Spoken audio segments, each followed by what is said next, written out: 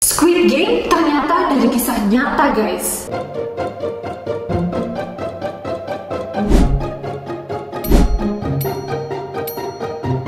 Hi guys, it's Nas Judge and welcome back to Naskah Kaget.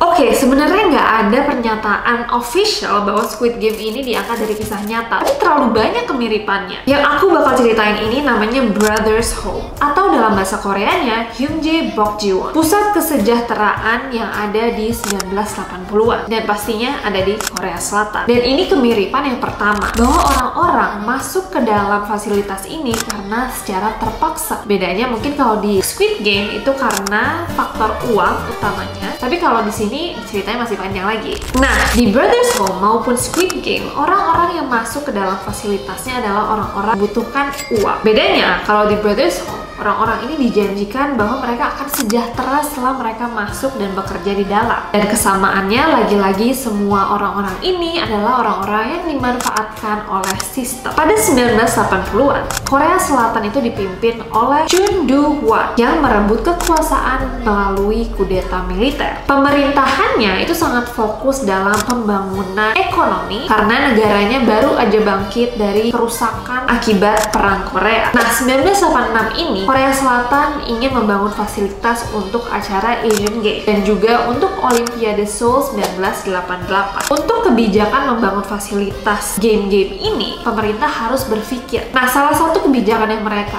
ambil adalah untuk membersihkan Korea Selatan dari orang-orang yang dianggap mengganggu, seperti gelandangan, orang miskin, dan orang-orang yang mereka anggap tidak produktif. Akhirnya, pemerintah Korea Selatan membangun berbagai fasilitas untuk merawat dan mendidik orang-orang ini. Salah satunya adalah si Brothers Home ini. Tapi apa yang terjadi? Mereka yang masuk ke fasilitas Brothers Home malah dipaksa tanpa bayaran untuk bekerja dengan treatment yang sangat buruk. Bahkan banyak yang meninggal atas kekerasan dan kelaparan yang terjadi di dalam fasilitas tersebut. Nah, menariknya, dari foto-foto yang keluar dari Brothers Home, itu warna-warna yang dipakai sangat mirip dengan yang kita tonton di Squid Game. Kemiripan berikutnya itu adalah dari baju yang mereka kenakan. Karena dari Squid Game maupun Brothers Home, dua-duanya itu mereka harus pakai seragam yang sama. Dan gak hanya seragam, kalau kalian lihat desainnya, menurut aku tuh sangat amat mirip. Bedanya mungkin kalau di Squid Game tuh ada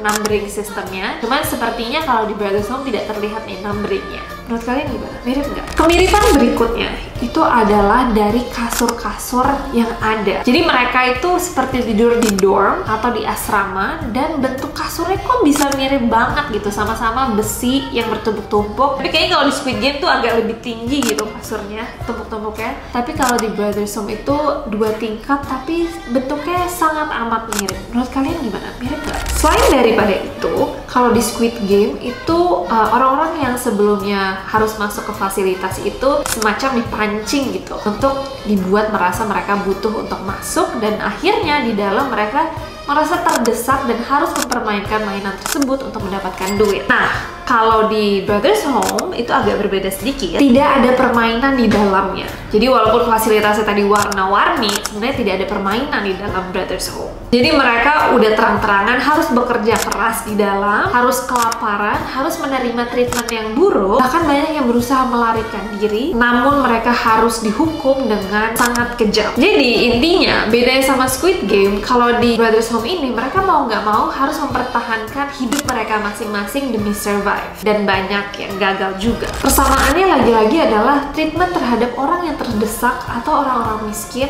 untuk melakukan apapun agar mereka survive. Kesamaannya lagi-lagi di sini yang membuat gamenya atau membuat ini semua terjadi adalah orang-orang yang lebih berkuasa. Dan kalau di Squid Game itu ada pink guards yang mengamankan para pemain, kalau di Brothers Home itu adalah tentara-tentara militernya Korea Selatan sendiri. Ini ada yang menarik banget. Ada interview dengan 2 survivor dari Brothers Home itu yang masih hidup hingga hari ini, Han Jong-sun dan juga Choi Seung-woo. Han Jong-sun bercerita, pas kejadian Brothers Home ini, dia baru berumur 8 tahun dan dia dan adiknya diculik di depan pos polisi. Dan dia harus bertahan selama 3,5 tahun di Brothers Home. Bayangin, anak 8 tahun itu udah harus masuk ke fasilitas ini dan harus bertahan 3,5 tahun. Bertahannya gimana? Dia harus bekerja sebagai budak, mengalami berbagai kekurangan gizi, dan yang paling mengenaskan menyaksikan berbagai temannya meninggal dunia. Sedangkan Choi Seung-woo, korban survivor yang kedua, itu juga bercerita bahwa dia ditangkap saat dia pulang sekolah dengan alasan dituduh mencuri roti. Choi mengalami penyiksaan fisik dan juga seksual selama hampir 5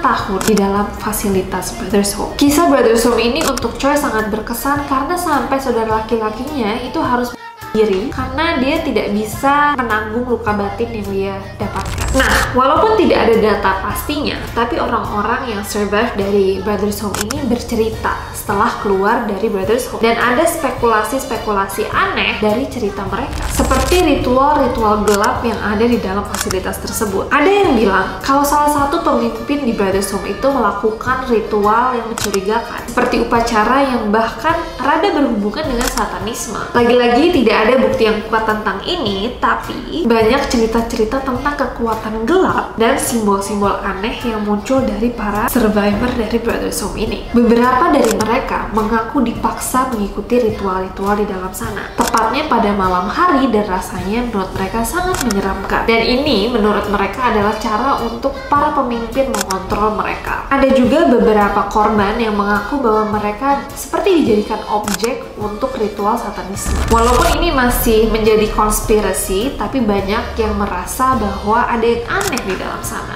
Nah, apa yang terjadi hari ini? Pemerintah Korea Selatan mulai pelan-pelan membuka kembali penyelidikan terhadap Brothers Home dan memberi harapan untuk para korban atau para survivor untuk mendapatkan keadilan mereka, tapi lagi-lagi perjalanannya masih panjang. Intinya, menurut aku, Squid Game ini beneran sebenarnya terinspirasi dari ceritanya Brothers Home karena terlalu banyak kemiripannya. Namun untuk menetralisir suasana dan juga untuk keperluan entertainment, ceritanya pasti dirubah dengan segala cara. Tapi menurut kalian gimana? Apakah ada kemiripan atau mungkin ini hanya kebetulan, atau bahkan juga banyak yang komen kalau itu cuma AI? What do you guys think about this? Boleh komen di bawah. Dan jangan lupa untuk like, comment, share, subscribe, do all of those stuff, and I'll see you guys next time. Bye!